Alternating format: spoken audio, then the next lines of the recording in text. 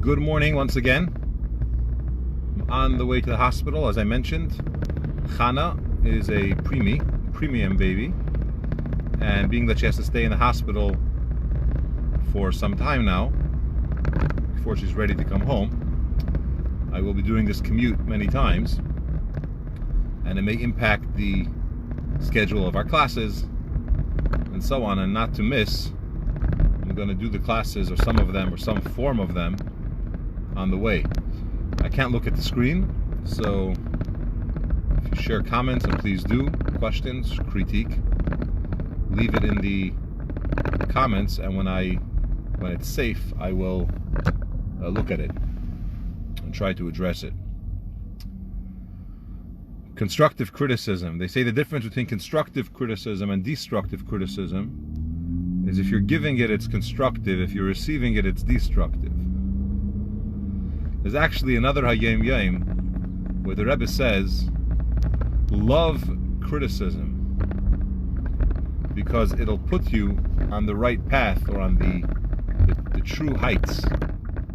Sometimes, if you're afraid of critique, it's not possible for you to improve, because nobody will be able to help you, to guide you, because anything that you're told, all of a sudden you take it personal, you get offended, and not only do you not act on it, you don't even receive it. It doesn't go in. You just get upset at the person that's giving it to you. So, love criticism. Now, it doesn't mean that you should love giving it. I think it means you should love receiving it.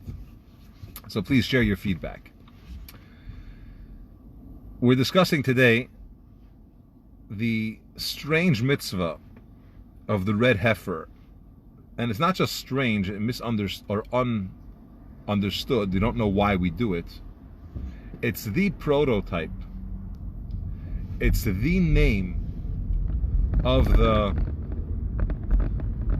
it's the mitzvah which we cannot understand. Even King Solomon, the wisest of all men, said, this is the mitzvah that I don't understand.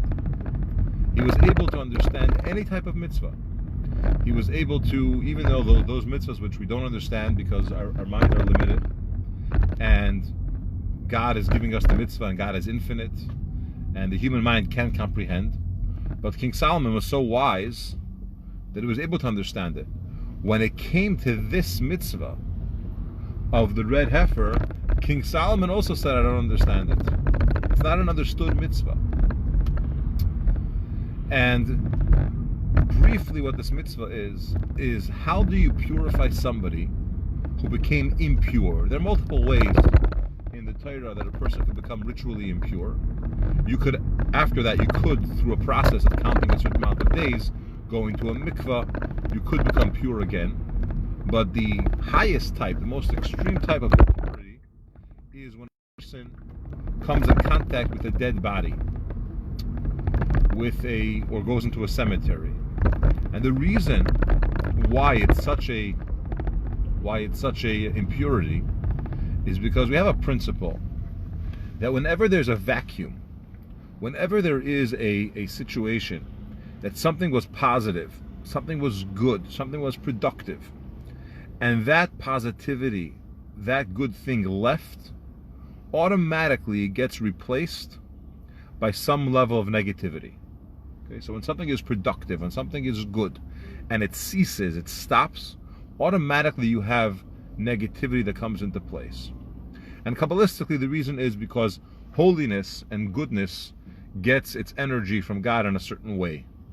And evil, which is also created by God, and bad things get its energy from leftovers, from the back door, so to speak. So evil forces, energy, impurities, they're always looking for some leftover holiness, for some leftover positivity to siphon off some of that spiritual energy. So take a body. A body has a soul. It has got the energy that gives it life. And as soon as this life ceases to exist, which means that the godly energy that was there left the body, all of a sudden you have these other forces, these impurities, that come and try to get whatever leftover energy may be there from the good that was there. And therefore, there's an impurity there, because there's impure forces, bad energies and so on, that are trying to get whatever's left over. So a person that comes in contact with a dead body, a person that goes into a cemetery, is not bad, but they have to purify themselves. Now, even though we're trying to explain the technical halachic science behind it, when good leaves, it's replaced by bad, and you end up getting some impurity from that, it's not enough of an explanation, because ultimately, what's the difference? If I'm clean, who cares if I step into a cemetery or not? Why am I impure? What does this even mean, impure? But the strangest part of this whole thing is, how do you become pure? The way that you become pure is through a process of sprinkling ashes of the red heifer. It's a mixture of the red heifer and water. The red heifer gets slaughtered, burnt, and with a bunch of different ingredients mixed together, and it gets sprinkled on this person, and all of a sudden now he's pure again. Why? How does that make it pure? And this is a mitzvah which we don't understand. King Solomon says he doesn't understand it. Now, we still do it because we do things because we have to, because God said so. Even the things that we do understand, we don't really understand. But what I want to share with you is that there are 3 categories of mitzvahs. 3. There's a category called edus, and this is testimony. These are mitzvahs which we do to remember something, to declare something. It's a symbol of some sort. For example, you eat matzah on Pesach. Why do we eat matzah on Pesach? Why do we have to have matzah? Why can't we have bread? We don't really understand it, but we could relate to the fact that we're commemorating something that happened to us when we left Egypt. We were in a rush, we were in a haste. Pharaoh chased us out, and we didn't have time to bake bread. You all know the story. The dough couldn't rise. We were in a rush, and we have matzah. To remember God's miracle, to commemorate the greatness that happened, we have matzah on Pesach. So it's a mitzvah which we don't understand, but we could relate to it. It's edus, testimony. Mitzvah category number 2 is mitzvah called chukim. Called mishpatim.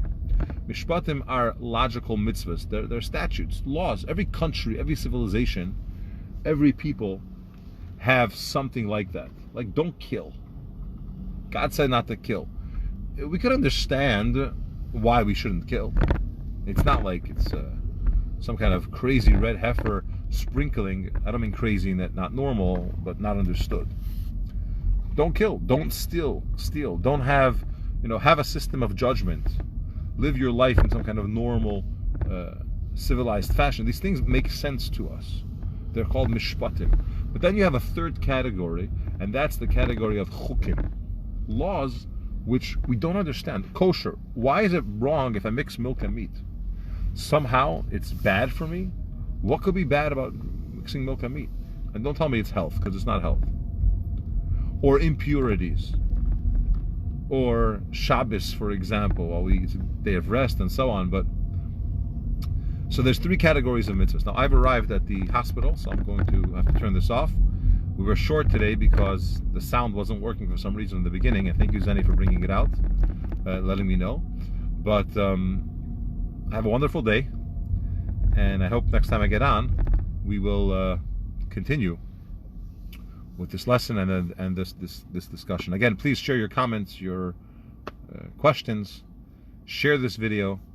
Let's learn. Let's enjoy. Take care, friends.